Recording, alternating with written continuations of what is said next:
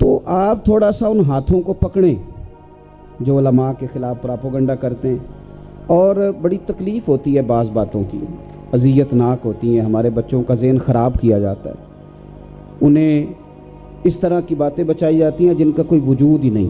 دیکھیں، میں نے ایک دفعہ شاید پہلے بھی کہا تھا، ہمارے پاس یونیورسٹیوں کی لسٹ ہے جس کے اندر منظم طریقے سے نشہ پہنچایا جاتا ہے۔ آپ کے قومی ادارے خبریں شائع کرتے ہیں کہ کتنا برا حال ہو گیا ہے اور شرم و حیا کے معاملات کتنے مشکوک ہیں، لیکن آپ کو کبھی کوئی مولوی ایسا نہیں ملے گا جو یونیورسٹیوں کے خلاف پراپوگنڈا کر رہا ہو۔ آپ کو کبھی کوئی مولوی ایسا نہیں ملے گا جو کسی کالج کے خلاف کچی بات کر رہا ہو، لیکن آپ کسی جگہ بھی کھڑے ہو جائیں، لوگ مدرسوں کے خلاف گفتگو کر رہے ہیں، لوگ سر عام یہ باتیں کر رہے ہیں کہ مدرسوں میں یہ ہوتا ہے تو مدرسوں میں وہ ہوتا ہے۔ آپ کے شہر کے اندر ایسے مدرسے بھی ہیں جن میں سینکڑوں بچے پڑھتے ہیں، اللہ کے فضل سے سینکڑوں بچے۔ پریشان ہو گئے ہیں آپ؟ میری باتوں کی سمجھ آ رہی ہے آپ حضرات کو؟ یہ جو بیچارے ہوتے ہیں نا مدارس کے مدرسین، اب میں نے بیچارہ کہہ دیا، اس بات کا بھی میں ذمہ دار ہی ہوں، یہ معروف نہیں ہوتے یہ لوگ، اور کچھ یہ معروف ہونا بھی نہیں چاہتے، اور ہماری دعا بھی یہی ہے کہ نہ ہی ہوں تو بہتر ہے۔ ابھی مجھے حافظ طاہر صاحب کہہ رہے تھے کہ پیچھے 50 کو لوگ ہیں جو آپ سے ٹائم مانگتے ہیں، تو آپ بتائیں آپ نے کیا کرنا ہے؟ تو میں ان سے کہہ رہا تھا کہ آپ مجھے تو معافی دے دیں تو اسی میں میری بہتری ہے، اس لیے کہ مجھے بڑے بڑے بزرگ فون کر لیتے ہیں، مجھے شرم آتی ہے کہ میرے پاس تو فون اٹھانے کا وقت باقی نہیں بچا۔ بہت سارے ایسے کام تھے جو میں سمجھتا تھا میں کر سکتا ہوں، لیکن سفروں کی وجہ سے کر نہیں سکا، تو اگر ان کو بھی ہم مشہور کر دیں گے تو پھر پڑھائے گا کون؟ اس لیے میری آپ حضرات سے یہ گزارش ہے کہ سینکڑوں طلباء ہیں جو مدارس میں پڑھتے ہیں، لیکن کوئی ایسا خوفناک منظر کبھی آپ کے سامنے نہیں آیا، اور کوئی ایسا معاملہ کبھی آپ نے اخلاقی طور پر نہیں دیکھا، تو سپورٹ کریں۔ آپ اگر علماء سے دور ہو جائیں گے تو علم سے دور ہو جائیں گے، آپ قریب بیٹھیں۔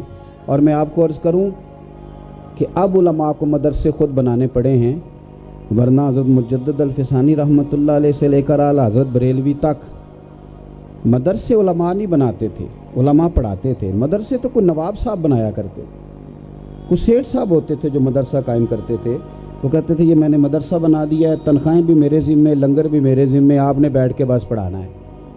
اور اب کیا ہوتا ہے کہ جس بندے نے 10,000 نہیں نہ دیا، کبھی نہیں دیا، وہ دور بیٹھ کے کہتا ہے مولوی بڑے پیسے کھا گیا۔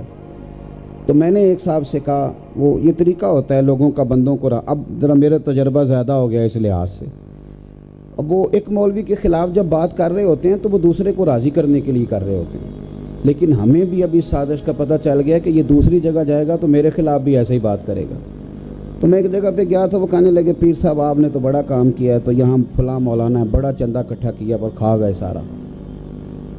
میں ہنسا، اب مجھے تو ان لوگوں پہ ترس آتا ہے جو بیچارے دور کھڑے ہو کے نرے ہاتھ ہی ملتے ہیں، کرتے کراتے کچھ نہیں۔ میں نے ان سے کہا صاحب آپ نے کتنا چندہ دیا ہے؟ کہنے لگے میں نے تو کوئی نہیں دیا۔ تو میں نے کہا پھر آپ کو اللہ سے ڈرنا چاہیے، اور اتنا بڑا الزام آپ کو نہیں لگانا چاہیے، آپ کو خوف خدا کرنا چاہیے۔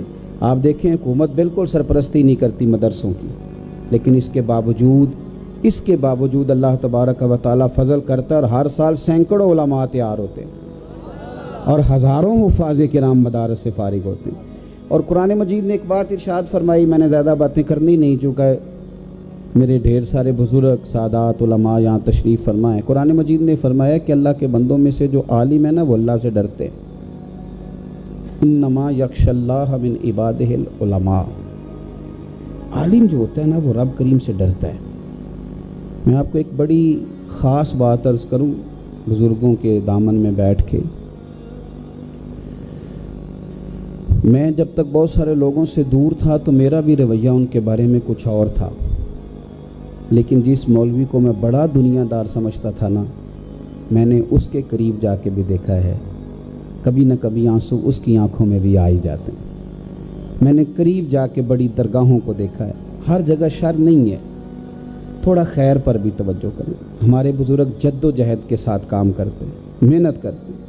آپ یقین کریں کہ میں سفر کرتا ہوں تو بڑی تکلیف میں آ گیا ہوں، پیروں میں کچھ اذیت ہو جاتی ہے، بڑا مشکل کام ہے۔ پھر میں اس حافظ پہ غور کرتا ہوں جو فجر کے بعد اٹھ کے قرآن مجید کی کلاس لگاتا ہے، پھر 8 بجے دوبارہ بیٹھ جاتا ہے، پھر زور تک بیٹھا ہے، پھر مغرب زور سے عصر بیٹھا ہے، پھر مغرب سے عشاء بیٹھا ہے، پھر سویرے بچوں کو اٹھاتا ہے، پھر انہیں قرآن مجید پڑھاتا ہے۔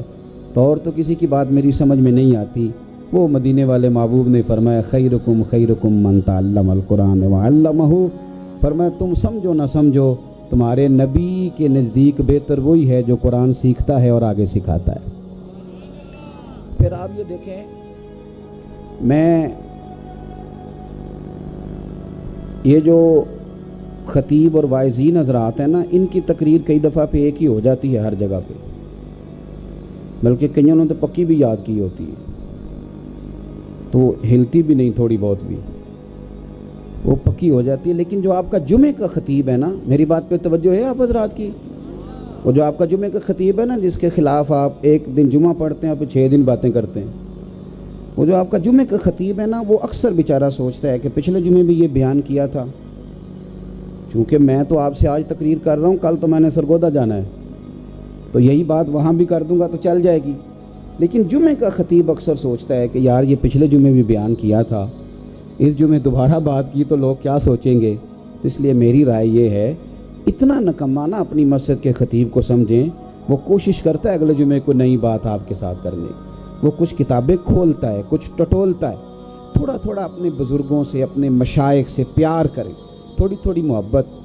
میں نے ایک حدیث پاک فتاوی رضویہ شریف سے ایک دفعہ پڑھی جمعے میں، تو کسی گاؤں سے کچھ لوگ جمعہ پڑھنے آئے ہوئے تھے، تو بڑے دبدبے کے ساتھ انہوں نے مجھ سے کہا کہ مولانا ہمارے مولوی صاحب کو تو 23 سال ہو گئے، انہوں نے کبھی نہیں سنائی، آج مزہ آ گیا۔ تو اب فتاوی رضویہ شریف جب میں نے لیا تھا تو 13-14 ہزار کا سیٹ تھا، اب پتہ نہیں کتنے کا ہے، اب مجھے نہیں پتا۔ میں نے ان سے پوچھا کہ آپ کے مولانا کی تنخواہ کیا ہے؟